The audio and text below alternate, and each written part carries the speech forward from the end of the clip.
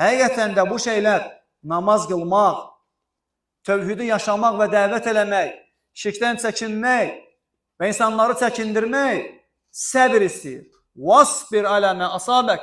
Bu yolda imtihanlar olacaq.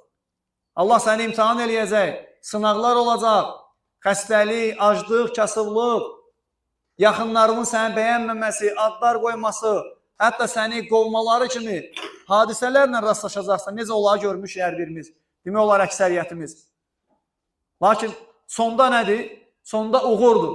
Sonda وَمَنْ نَصْرِ إِلَّا مِنْ عِنْدِ اللّٰهِ. Kömək yalnız Allah'tandır. Kömək eləyəcək.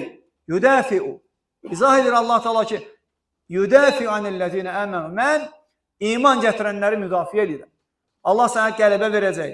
Səbirvə görə, israrına görə, Allaha olan bağlılığına görə, qəlbində olan ixlasına görə, niyyətinə görə Allah səni müvəffəq eləyəcək.